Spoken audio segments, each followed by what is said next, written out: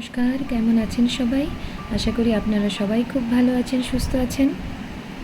আমি অঙ্কিতা, বড়দের প্রণাম ও ছোটদের ভালোবাসা জানিয়ে বেঙ্গলি ভাইবসের আরেকটি ব্লগে আপনাদের সবাইকে স্বাগত জানাই।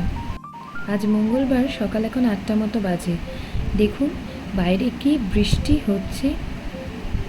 এই বৃষ্টি মাথায় নিয়ে পিয়ান এখন স্কুলে যাচ্ছে। ছাতাটাও ধরে রাখতে পারছে না, এত বৃষ্টি হচ্ছে।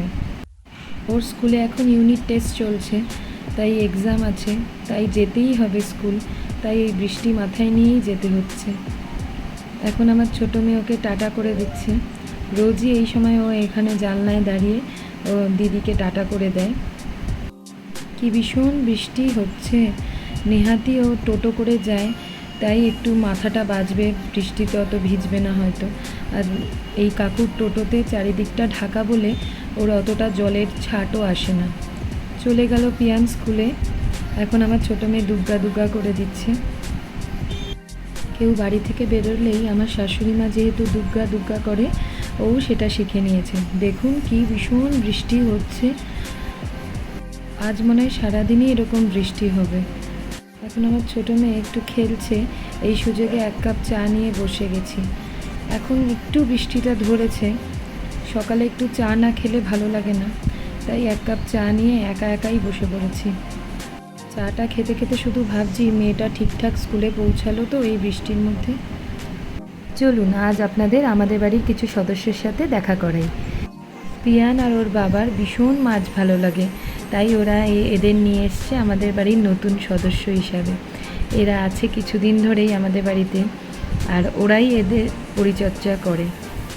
জানেন তো, যখন এদের আমি খাবার দিই ভীষণ মনটা ভালো হয়ে যায়। এদের দেখলেও ভীষণ ভালো লাগে। দেখুন এই মাছটিকে কি সুন্দর দেখতে। আবার ওরা এক একজনের এক এক রকম নামও রেখেছে। এই মাছটি পিয়ানের সব থেকে প্রিয় মাছ। সত্যিই সুন্দর দেখতে, বলুন। এখন চলে এসেছি রান্নাঘরে।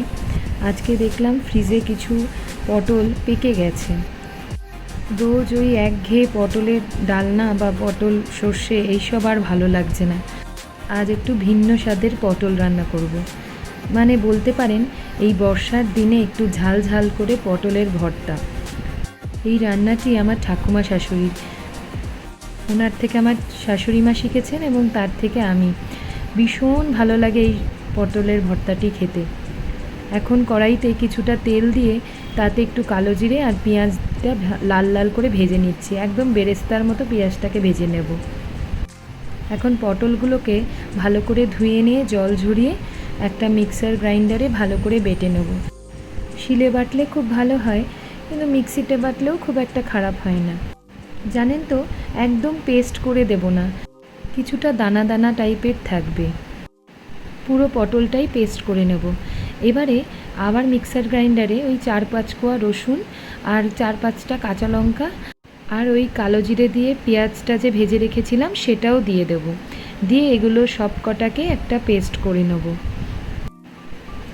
এটা সুন্দর মতো দেখুন পেস্ট হয়ে গেছে। এখন আবার সেই কড়াইটাতেই অল্প একটু সর্ষের তেল দিয়ে দেব। তাতে আবার কিছুটা কালো জিরে দিয়ে ভালো করে কালো জিরেটাকে নেড়ে নেব।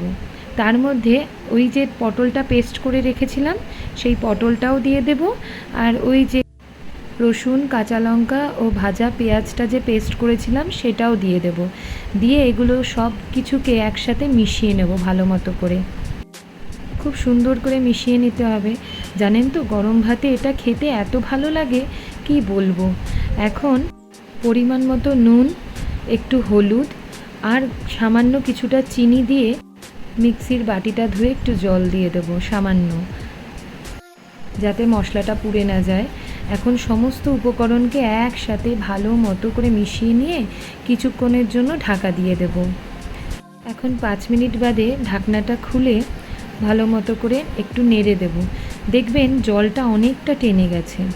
এখন আর ঢাকা দেব না, এখন বাড়িয়ে এটাকে আস্তে আস্তে নেড়ে নেড়ে একদম শুকনো করে নেব। একদম দেখুন একটা সুন্দর আটার দলার মতো এটি একদম জমাট বেঁধে যাবে। যখন এই পর্যায়ে এসে যাবে তখন এটাকে বন্ধ করে দেব। দেখুন একদম আটার দলার মতো জমাট বেঁধে গেছে। তাহলেই বুঝতে হবে যে আমাদের ভর্তা রেডি হয়ে গেছে। এখন এটাকে একটা পাত্রে নামিয়ে নিয়ে এতে 2-3 চামচ মতো কাঁচা সর্ষের তেল দিয়ে দেব, দিয়ে এটাকে একটু মিশিয়ে নেব। তারপর গরম ভাতে এটাকে সার্ভ করব। ভীষণ ভালো লাগে এটা খেতে। আপনারা বাড়িতে ট্রাই করে বলবেন কেমন লাগলো, কমেন্ট করে জানাবেন পটল ভর্তা কেমন খেলেন। দেখুন ভালোই দেখতে হয়েছে বলুন।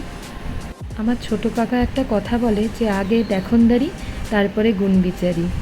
এখন ওই 1টা মতো বাজে, এখন খাবার নিয়ে বসে পড়েছি, কারণ পিয়ান স্কুল থেকে চলে আসবে, তখন ওকে একটু দেখতে হবে। জানেন তো কি ভালো খেতে হয়েছে পটলের ভর্তা। আজ মেনুতে সর্ষে পাবদা, উচ্ছে কুমড়ো বটি আর এই পটল ভর্তা। দেখুন এখনও বৃষ্টি কি হয়ে যাচ্ছে, থামার কোনো নামই নেই। সেই সকাল থেকে বৃষ্টি শুরু হয়েছে, চারিদিকে জলও জমে গেছে জানেন। যাই হোক, আজকের মতো ব্লগটা এখানেই শেষ করলাম। আপনারা ভালো থাকবেন, সুস্থ থাকবেন, আর যদি ব্লগটা ভালো লেগে থাকে লাইক করে দেবেন আর চ্যানেলটিকে সাবস্ক্রাইব করে দেবেন। আজকের মতো এখানেই আসি, টাটা। আবার দেখা হবে নতুন ব্লগে।